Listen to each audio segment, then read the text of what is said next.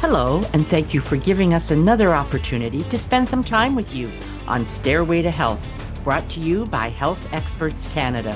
We've got some great ideas, new information, and hopefully a few laughs for you today. Who knows? If you're not careful, you may learn something.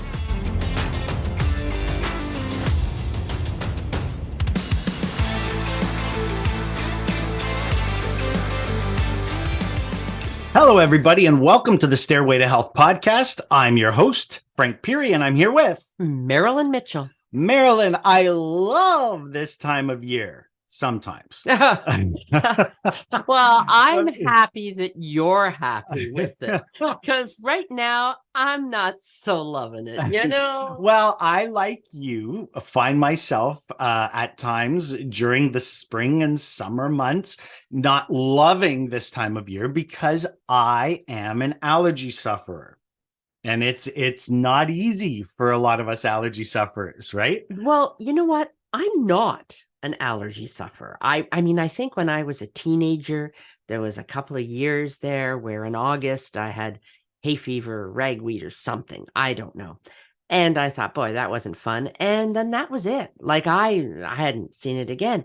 This year, I don't know why. I mean, I've read 100 reasons, and all the meteorologists are telling me why my nose and my throat and everything. But my eyes have been just so itchy. I went to work the other day, and the first person that saw me said, "Oh my goodness, what happened? Why are you upset?" I thought, I'm not upset. I'm fine. And he said, "Have you been crying?" I said, "No, it's That's allergies." nice. Yes, that's nice. Lovely, lovely. Oh, do you have a cold? No, it's allergies. Yeah, I know. I mean, it's like those bloody television commercials, right? I know, but you don't know what to say because you're not sick. You don't feel sick, except like with me, when I get my nose and throat all congested, I could, make money with the 1-800 numbers. I have this voice that just is horrible. Anyway. Well, I happen to like that voice. Oh, thanks. But no, I mean, the reality is there's a lot of people out there suffering with allergies this time of year. I was on the golf course the other day. And honestly, I'm standing in the tee box and it looked like it was snowing, for crying out loud. There was so much pollen all around us. Well, what about on the car windshields when you go out in the morning? Oh, disgusting. It's like, it's just got this film of sometimes yellow, sometimes green, but it's all, and you got to literally wipe it off before you go. Yeah, it's pretty gross. But I mean, look, allergies are the result of someone's immune system responding to a substance, right? It really does boil down to how your body's immune system responds to things. And it can be something mild, right? It can be somebody can only experience maybe one symptom. Maybe it's just itchy eyes. Maybe it's just a runny nose. Sometimes the symptoms can be mass accumulated and somebody can be experiencing all of these things all at one time, which of course is where things get really frustrating. But it doesn't have to be something that, how many times have we had somebody come in the last few weeks to talk to us saying, "It can't be allergies. I don't have allergies." Right. Well, just because you haven't had allergies doesn't mean that this isn't it. No, it's true. Allergies can rear their ugly head at any time in a person's life, depending on the sensitivity level of that individual at that time, their immune system's strength at that time and moment. So it's, people with seasonal allergies react to pollen from plants, but I mean, it could be pet dander, it could be dust, it could be anything. It could be grass, it could be trees. There's so many different. With all the construction that's going on in all of the areas, all across every city in our country anyway, it could be chemical. It could be something that they're digging up and it's in the air and, they're digging to put new water mains in or something. Well, heaven knows what they're stirring up underneath there. No, you're absolutely right. It's so true. But I mean, there are some, I'm not going to say easy treatments, but there's a lot of things that people can do to help ease the suffering when it comes to allergy season. One of the things that I've been doing for years, and I obviously focusing on keeping my immune system strong, but things like vitamin C, incredibly beneficial, right? To the lungs and the tissues and collagen production, and very, very good for your immune system support. Powerful antioxidant. Quercetin. Quercetin is something that a lot of people have talked about over the last few years, but quercetin, first and foremost, it's a fairly powerful natural antihistamine. It's got some incredible properties for people with allergies. So getting enough quercetin, getting enough vitamin C, anything that's anti-inflammatory, bromelain and turmeric and things that can help balance out the inflammatory response in the body. Probiotics. Have you heard this one though? Honey. Honey. I was going to say honey. They say that if you can find a local beekeeper. Oh, so honey from where you're living. Right. Oh, right? I get it. If your allergies are specific to the pollens in your area and you find a beekeeper that is local to you, that is producing honey, and you consume, it doesn't have to be a lot. It could be something as little as a teaspoon of that honey every day. Okay. You can actually build up your body's tolerance to some of the local pollens and local allergens. So, honey, but inside. Saline nasal irrigation, right? Neti pots or saline sprays. Have you ever used a neti pot? Oh, the first time I used a neti pot, I thought I was drowning. Well, my point. It's not an easy thing to do, but trust me, once I got the hang of it, it actually does work and works quite well. It works, but you buy a neti pot and there's a picture of somebody on the front and it shows you what they're doing and how to do it. Now, that is of no representation of what it takes. They've always got a smile on their face while they're over the sink. And I was coughing and gagging and I thought I was swallowing salt water. Yeah. I thought I was going to drown the first time I did it, but it does work. It clears out your sinus cavities. It's amazing. Right? Proper air filtration in your house is key. Yes. Right? Whether it's a dehumidifier, whether it's air conditioning, whether you have specific air filters, make sure you replace them, on a regular basis when you service your furnace. You don't just put them in and leave it. Yeah. Right. It's allergies can be problematic, but I'm not a big fan of a lot of the pharmaceutical over-the-counters because they create a dependency and sometimes can create an addictive behavior, in terms of always needing them to keep yourself functioning.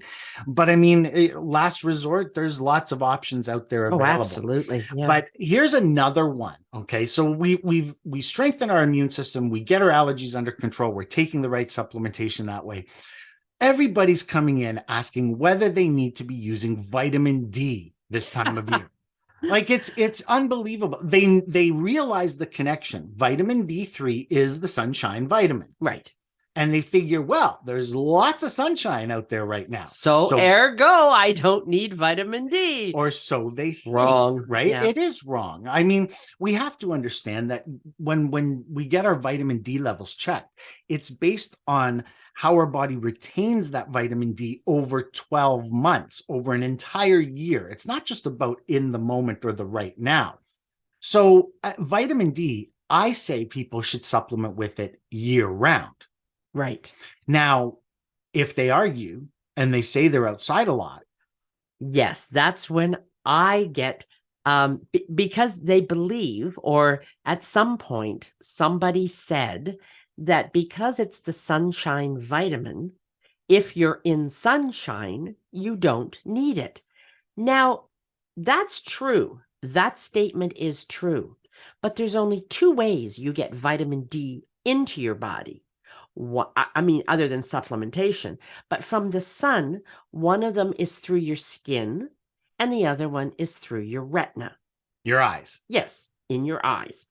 So the first thing that most people do when they go outside in the sun, and if they're following their optometrist or their ophthalmologist's suggestion, is to put sunglasses on because you never want to damage your eyes.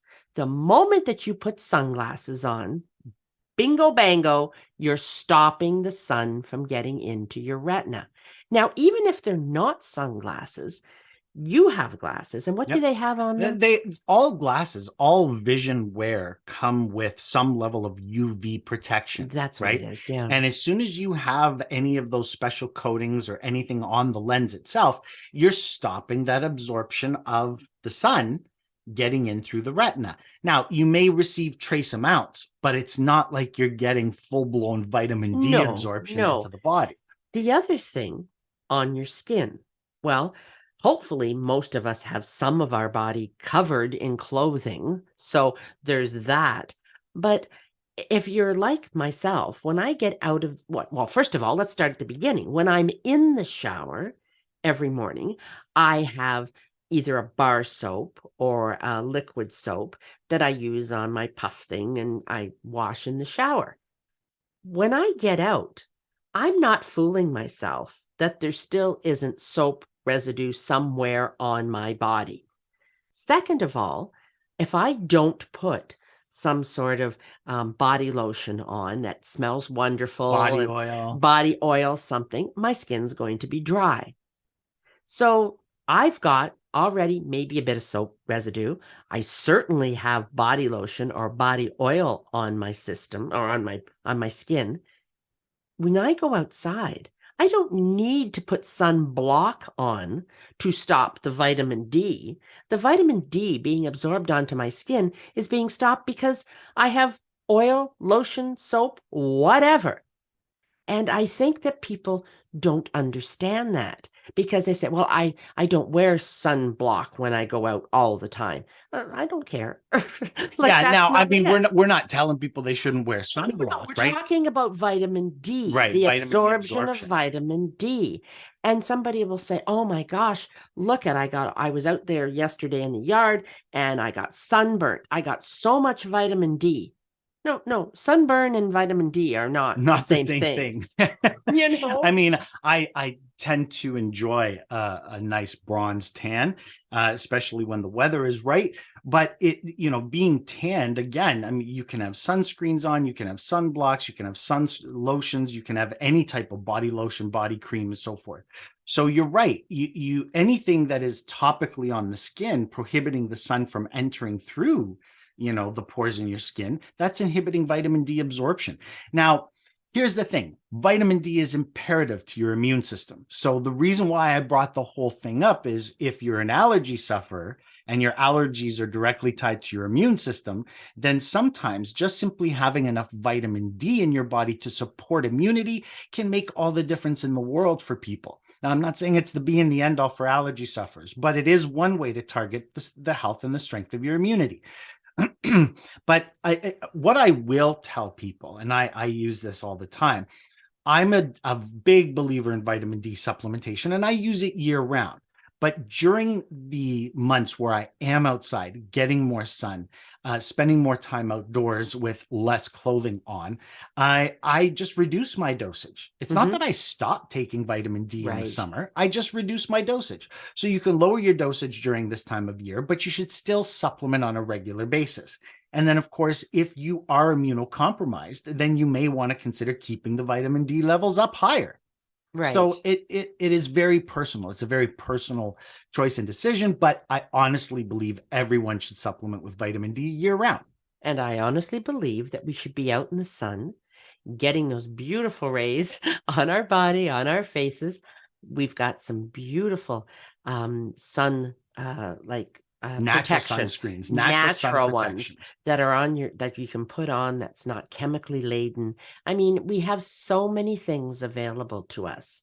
For sure we do. And all that has very little, if nothing, to do with whether you should be taking vitamin D. We should be. Yeah. Doesn't mean we have to take, lots and lots and lots of it, but you want to make sure that your body's still getting it. Still getting it. Yeah. And keep those levels high year round. Well, I don't know about you, but I'm going to go out and spend some time in the sun today. I got a tea time in a couple hours. Of course you do. Ladies and gentlemen, that's all the time we have for today. I'm Frank Pirri. And I'm Marilyn Mitchell. And until next time, remember, health equals wealth. So that's all the time we have today, but there's still so much more to talk about and learn. Head over to healthexpertscanada.com for more ideas on healthy living, and don't forget to like, download, and share this podcast with your friends, just for the health of it.